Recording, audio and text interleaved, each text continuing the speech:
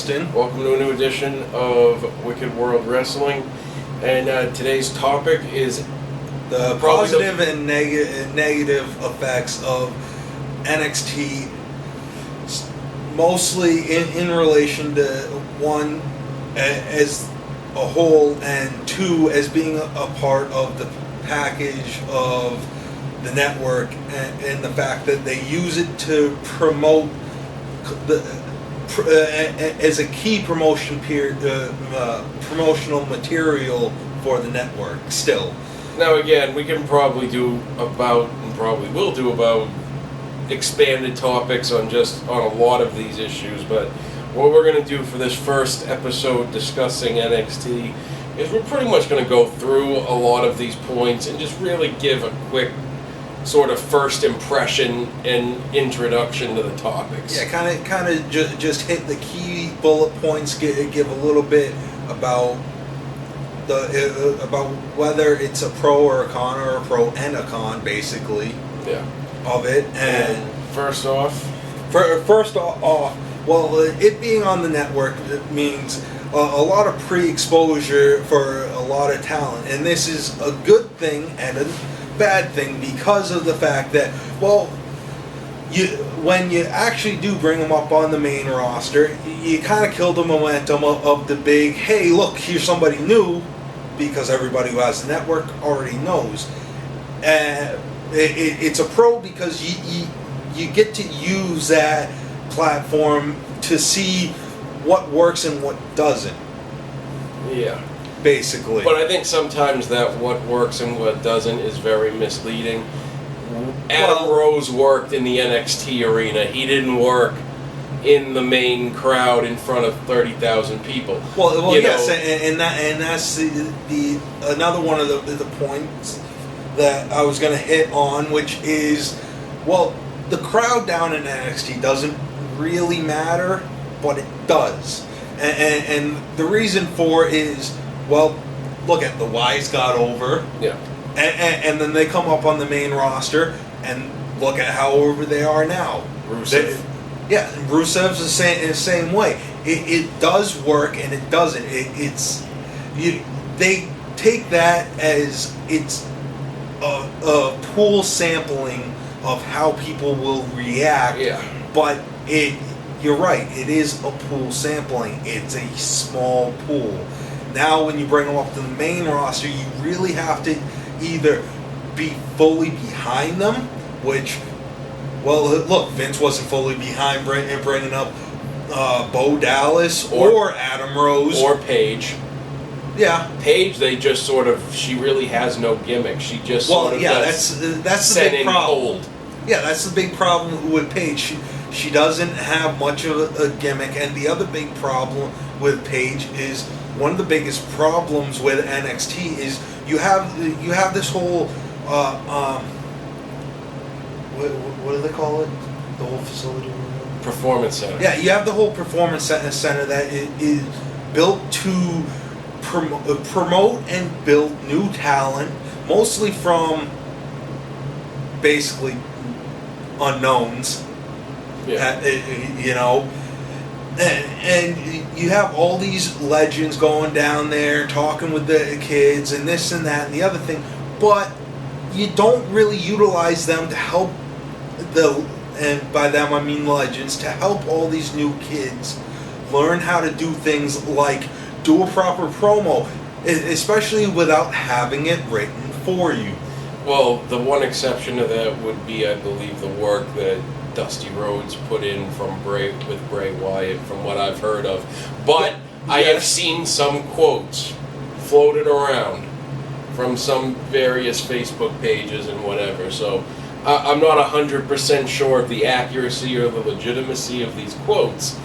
But from these quotes, it is 110% disgusting the extent to which Triple H is taking credit for Bray Wyatt. It's another case of Triple H going, well, this guy was almost out the door before I swooped in with my superhero outfit on and saved his job. Well, yes, he was a decent hand in the ring at best. Yeah, and that's fucking ridiculous. But see, and that's the thing that all that really is Triple H trying to save face after all the months of the company getting the shit beat out of them by the media and all these groups trying to come in and fire management and this and that to better the company because their stock raise took a huge plummet after WrestleMania and after all these other things. And don't forget, Triple H has got to take credit for everything he possibly can because Sin Cara was his responsibility a couple of years ago. Well, yes, and that's the other reason. Yeah. But yeah, no. But your point is, yes, Dusty helped out, and he did, but he helped out with Bray. He didn't really help out with anybody else. But it's like I said before, Charlotte has absolutely no personality, sucks at a fucking promo. But her fucking father's Ric Flair. Are you kidding me? Yeah. He can't go down there and help her out. Help her. You know that's the type of thing. You got all these people that can help them form a foundation. They don't have to sit there and tell them every single thing to do, but they have to. But all these people, they need a foundation. They need to know what cue to take. Yeah. On exactly how to deliver and what not to say. And what really reminded me of this is like earlier when I was watching a couple of the NXTs and I see the little backstage promo they did for Sasha Banks and Bayley. Completely horrid. Well, first, the only thing I like Bayley. But the only thing she's missing is like the My Little Ponies from Build-A-Bear under her arms. Yeah. Like that's pretty much what she strikes me as. Like that's because she has like the wacky wailing inflatable arm flailing tube men as a part of her entrance, and it's like which apparently you finally found somebody to buy them off them. Yeah, they're well he still needs to get rid of the crudely painted, not so funny plywood cutout folk art. And I bet they could make that work for Bayley too with her whole gimmick. Well, it's priced to move, and until they do, they're an enormous fire hazard. But that's the only thing she's because it's like okay, she really strikes me as like one of those like happy My Little Pony fans, like yes, and that's the whole gimmick, and that is moving on to Sasha Banks. I get what the gimmick is. It's different, and I don't mind it because of that fact that it's different. My problem with her is the same problem I have with most of the divas is they have the basic fundamentals basically, you know, but they lack the knowledge on how to do everything else. Because like again, when you get to the match, Sasha does an awesome backstabber, and transitions into a crossface, which was horribly done, and yes, she's supposed to lose. Okay, I know that. I'm not an idiot. I know that, but you know, if you didn't, you see right there the second she lays it in and then puts her legs under Bayley's head. Well, let's see. That's going to be reversed in 5, 4, 3 right there. Yeah, and my thing with Sasha is I get the gimmick, but I'm wondering with what they're doing on the main roster are like the former Funkadactyls, either one of their gimmicks going to be too much like that by the time Sasha makes the main roster? Well, yes. And I mean, the other point I can make is, like you said, the whole integration with the product and the pre-exposure. But here's the thing. It's become a catch-22 because it's on the network, they need to maintain some level of, star power in NXT, which they cleared out a fair amount of that by sending Paige and Bo Dallas up at the same time. Well, yes, and they want to follow it up, and they haven't, and people wonder why, but they pretty much said it wouldn't happen until sometime after SummerSlam to begin with. They want to push Neville and Zayn up to the main roster. And the Ascension. Yes. But the Ascension's going to be the last ones out of them. Well, yeah, because they are the tag division star power in NXT. They need to establish other tag teams. Though I really only watched the one match from the last episode, but the Vaudevillains have a good gimmick. Yes, they do. They can really build something off of that if they put the weight behind it. But again, I sort of look at the Vaudevillains as that's a great indie promotion feel with a budget kind of gimmick, but does the Vaudevillains gimmick play to 30,000 people? Yeah, that's the real question, and that's what I mean. If they put the weight behind it, they could get... The Adam Rose gimmick really plays well to an intimate audience. Well, but because, when it's very... like I said, because his gimmick's like the straight edge raver. It's not even that. It's the whole crowd element and all of that stuff. That's what I mean by raver. That's why it works better in that small NXT audience, because if you get that feeling like you're in a rave with the music and everybody dancing and all the lights flashing and all that. So you get people sort of feeling that way, like they're a part of it, but then you do it in front of 30,000 It's very people, abstract. and all of a sudden you're going, well, this is interesting. It's very abstract to people who are stuck sitting up in the cheap seats. Yeah. Pay with like a $40 ticket. Well, yeah, exactly. You're sitting way up in nosebleeds. That kind of gimmick is very abstract. Oh, yeah. And it doesn't, and then I was never really all that impressed with his ring work. I'm like, this is... No. You're more concerned with the coat of paint than the car that's underneath, I think. He's a decent hand at best. And that's my other problem with NXT is they're more worried... all right. And this is going to go into one of my other points about it is, well, they're really more worried about who's going to be the next John Cena. That's the characters they want to build up. Which, say whatever the hell you want about Cena, I don't care that he sells and yada yada yada. The fact of the matter is, he would be better if he could actually do a good wrestling match, but instead, he really is the modern day Hulk Hogan, and everybody knows Hogan sucks in the ring. Yeah. He's all flash and no. And on the flip side of that was, they bring up Bo Dallas, who was like their longest reigning NXT champion of all time. Really, the crowd down there really hated him and was really into hating the gimmick. But you know what? They can't just bring up a guy like him and really, what did they expect, that he was going to draw money inside of 2 weeks? That didn't happen. Exactly. And it's like you said to me before, which I thought was a humongous point. That is what they should have did. They should have did like vignettes and shit, and actually did some similar type of things. Is promos in the arenas, and that with having him doing like the coal walking and fire walking and that, because part of his gimmick is really similar to like the Tony Robbins type of motivational speaker, and that, so you do things that are reminiscent of that to really get people to fully understand it, because otherwise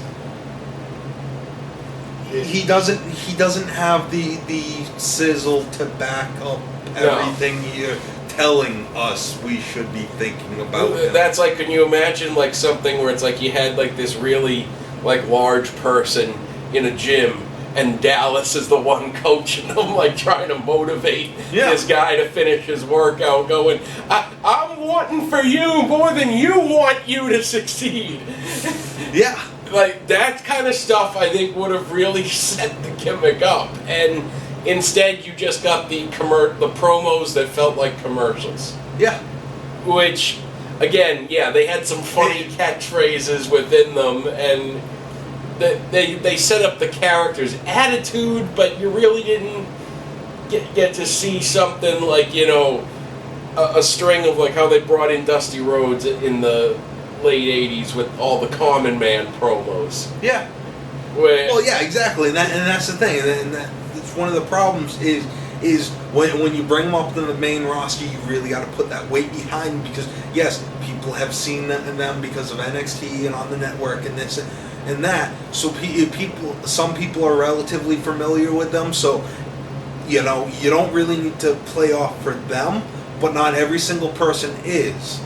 Like the Wyatt family promos, really, they did a few of them, and none of them were really all that different between them. But they were effective and they served the purpose. Yeah. They did what they were supposed to do. They gave you the feel of who these people were that were coming in, where it's that creepy backwoods, down south kind of feel, which was perfect. Yeah. And so, I mean, that always worked. Yeah. But but that's the thing, if that I was really trying to get at, basically they want to treat NXT like it's like this indie farm, kind of promotion where you're kind of mixing the two together, but you're like half in on each one, and that's really horrible. That's like how the newly, a lot of how the newly minted, elevated talent still makes a few appearances for like a couple months afterwards. Rusev did it. Woods did it. They actually worked a match against each other. Cesaro went back at the first special to work with Zayn. Yeah,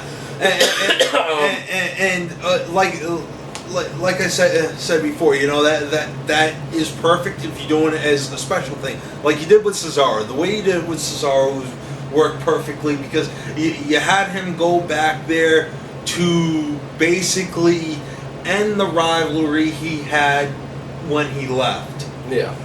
So that was a perfect way to do it. But Bo Dallas coming back as Mr. NXT, which was actually, I will give him that. The Mr. NXT thing was a pretty funny gag where security's hauling him out and he goes, "Help! He touched my thumb."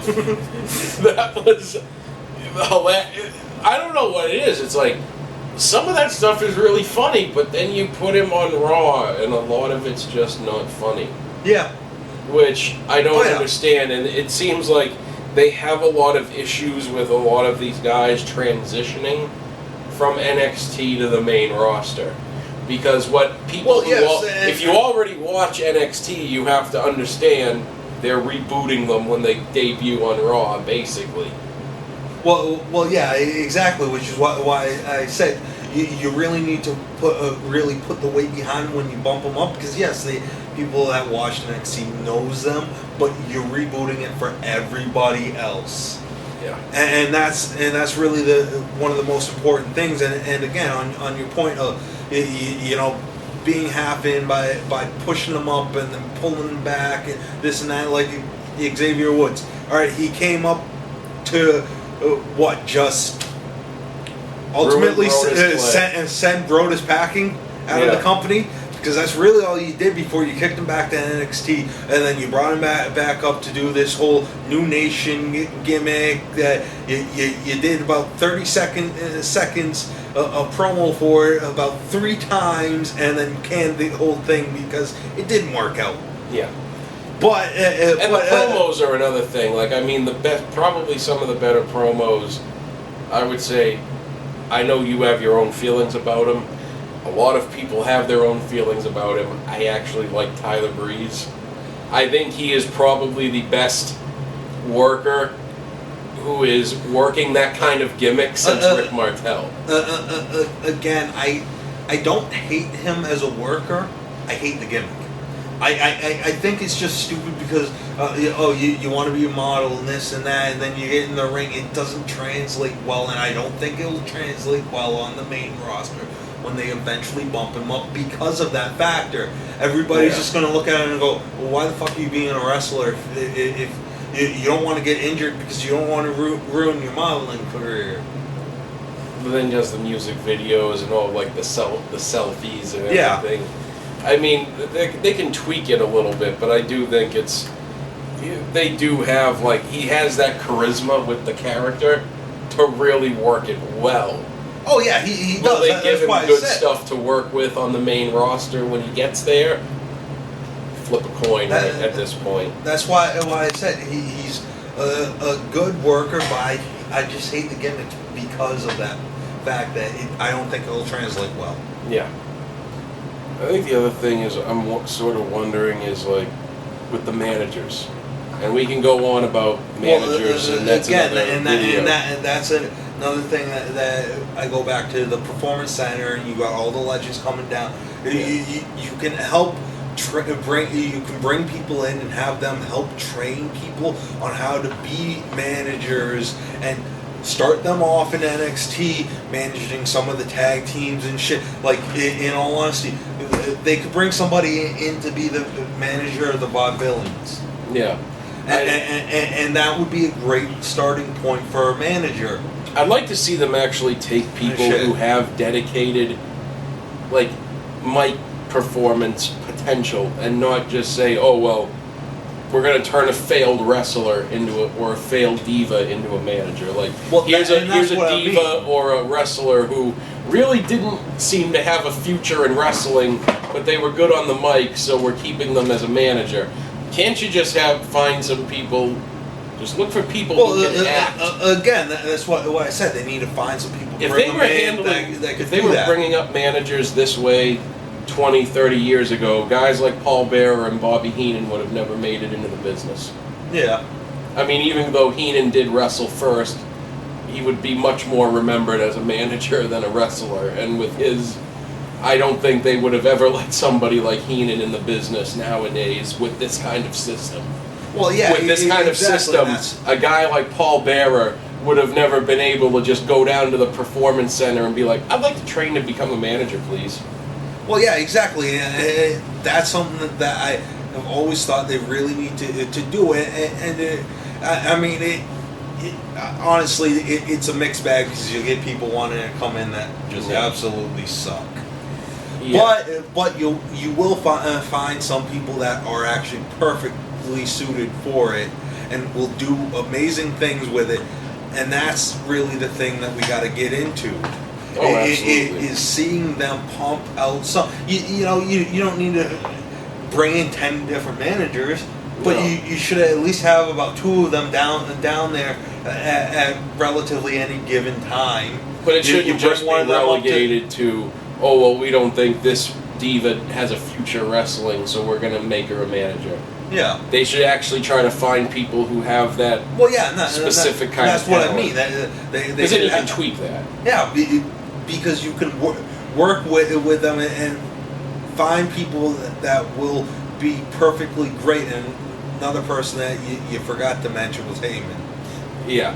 Heyman's another guy. Never would have gotten... did managers the way that you do it nowadays, Heyman never would have got a foot in the door.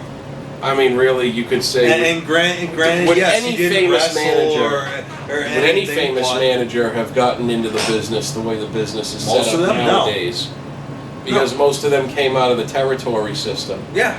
They came out of working in the territory. They find a way in the door, but it wasn't like it was that hard to find back then. That's why you had so many of them. The other thing is I don't think they really adjust the gimmicks very well before they go up to the main roster. That's what I was saying before. Like with Bo and Adam, they really needed to, take what worked in the small venues and multiply it up, because you're working a crowd that's 100 times bigger? Well, I think the problem with Adam Rose is Adam Rose suffers from the fact that WWE is really not considering themselves in the position financially to do a lot of things. So that really means you can't take Adam Rose and give the gimmick a budget. Really, the shots of the Exotic Express, I think, were the character's budget. Yeah. That was their way of making the character look big budget, is some action shots of a bus you never really get to see in person. Yeah, but seriously, the downfall of the Adam Rose character, at least in my opinion, after watching her all these years, is that really it just reminds me of when they did 70s guy Mike Awesome. And that's something, none of us want. His reaction is exactly mine when it comes to that. I have to remember, because Adam Rose, that at least Mike Awesome was a guy that was like poor Mike Awesome, the way WCW booked him for a lot of shit. But at the same time, you can just say, well, Connor's kind of a bitch. You fucking try to walk out and screw Paulie out of his damn title. Yeah. But again, I think so far they've generally been successful. I think Bo Dallas could be successful, and if he is successful and Paige is successful, overall, then the ratio of who's been moved up so far, it's pretty good. Yeah. The Wyatts being successful gives you 3. The Shield. Yeah. Former members of the Shield gives you another 3. Rusev, Paige, you can count Cesaro. Yeah, you really can. I mean, he was a Ring of Honor guy, though, just like, Bryan, Punk, etc. Well, yeah. He was another one who was more known as a Ring of Honor guy. He was one of the last ones they'll allow in the company. I mean, I would really put Curtis Axel along with Bo Dallas as they're two guys that could be successful. And again, if they're successful, then overall, the ratio is pretty good, because then your only big glaring failure is Adam Rose, which I think he's set up to fail at this point. He's set up to continue to fail. And I guarantee you, I think at some point within the next year, he's going to be somebody that gets purged from the roster. He'll get bumped back down to NXT again and then released, or he'll get fired outright. And he's going to be the biggest glaring failure of the NXT system. Rose? Rose already got bumped back down. I haven't seen him bump back down. I know he did a skit on Raw or something. He hasn't worked a main card match in months. All he's done is skits, but his actual wrestling matches have all been in NXT. Yeah, and I think he's half in, half out. But I think at some point he's going to be fully off the main roster for good, if not just fired outright. Well, one of the two is going to happen. I think he's set up for failure at this point. Yeah. It's just one of those situations that you're going to look at it and say, this guy was set up to fail. He was going over so poorly that then they just set it up to get worse. Well, especially seeing as didn't they just essentially bring him into NXT for about 2 weeks before they bumped him to the main roster? When they changed the gimmick. Was stupid. They changed the gimmick for about 2 weeks, and then and then the announcement was made that he was on his way, and he has since become the most poorly handled transition to the main roster since Mordecai. Yeah. But that's a whole nother episode. Yeah, that's a whole nother episode. But no, the other problem with them is the short and simple thing that you use the crowd down there to let you know about if certain things are going over or if they're not, but you don't adjust to it. If you got the whole crowd saying you can't wrestle, you suck, get the fuck out. Well, let's see. When you transfer that into that people in front of 30,000 people, what do you expect to get?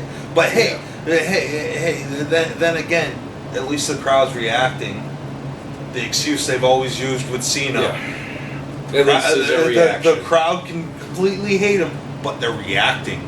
At least that's why I always said, if people honestly really wanted Cena the fuck out of there, they'd be dead silent during his matches. Well, for lack of a better argument, it's pretty much one of the top 3 things that's keeping the network afloat at this point and attracting people to it. And again, all the things like I said, there's positive and negative in almost every one of the things, but in and of itself, it is good.